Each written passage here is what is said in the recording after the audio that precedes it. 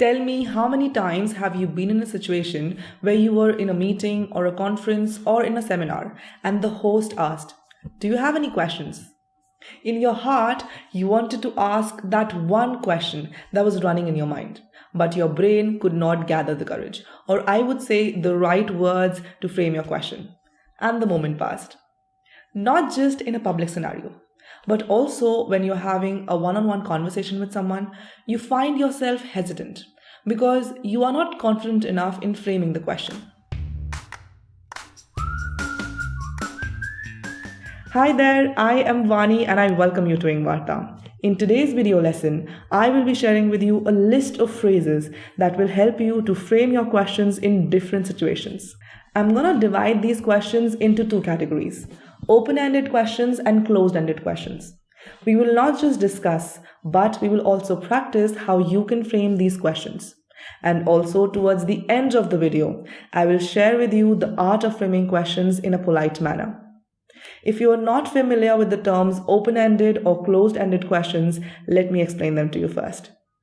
Closed-ended questions are questions whose answers are always in a yes or a no. It starts with do, does, will, shall, etc. For example, did you brush your teeth? Or would you like to have a cup of coffee? Open-ended questions are just the opposite of closed-ended questions.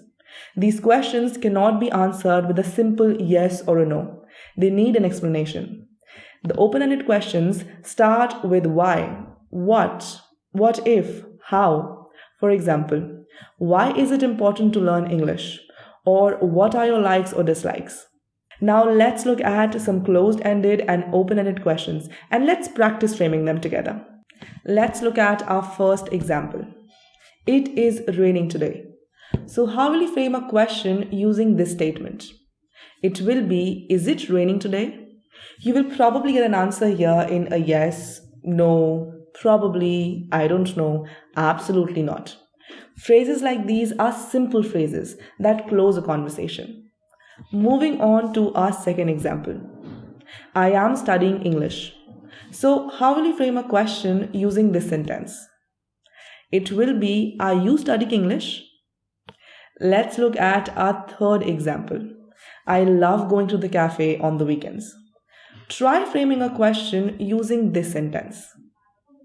It will be, where do you love to hang out on the weekends? Because we are talking about a place over here, so we will use where. Let's look at our fourth example. I play football once a week. In sentences like these, when you are talking about frequency, you can use how often. So the question will be, how often do you play football, or how often do you read books? Moving on to our next example. It will take around 5 minutes to reach home. So how will you frame a question using this sentence? When you are talking about the duration, you can use how long. So the question will be, how long will it take to reach home? And now it's time for example number 6.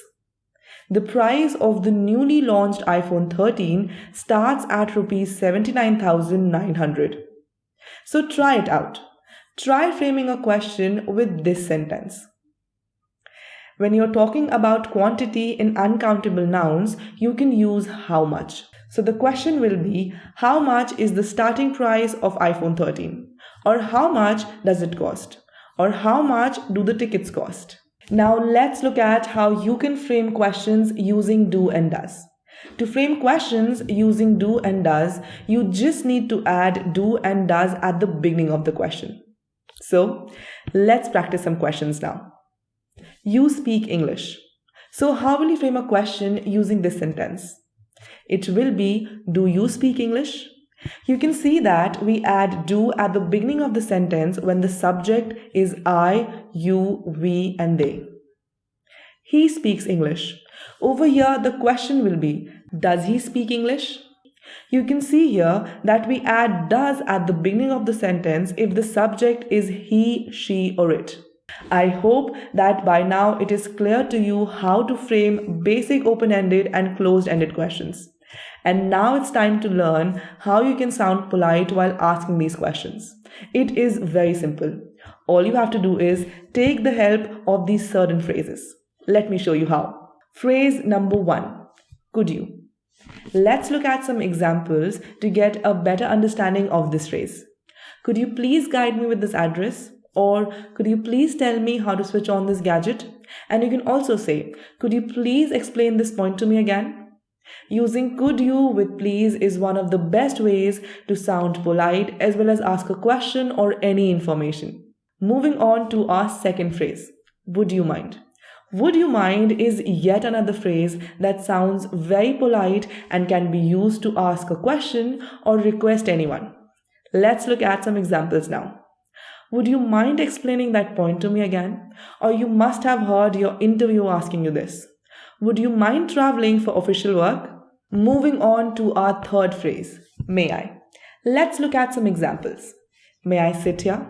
Or may I use your phone?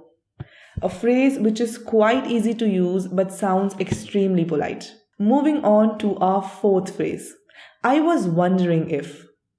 You can also frame a question using this phrase. Let's check how.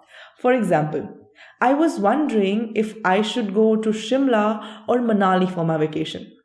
Grammatically, it is not a question, but you can use this phrase to ask a question and it sounds extremely polite. Moving on to our last phrase. I have a question in my mind. You want to ask a question, but you do not want to start directly.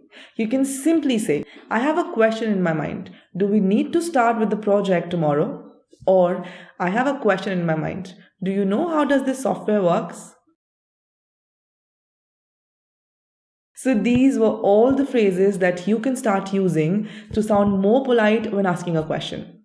I hope that now you can easily frame your questions whenever and wherever you want.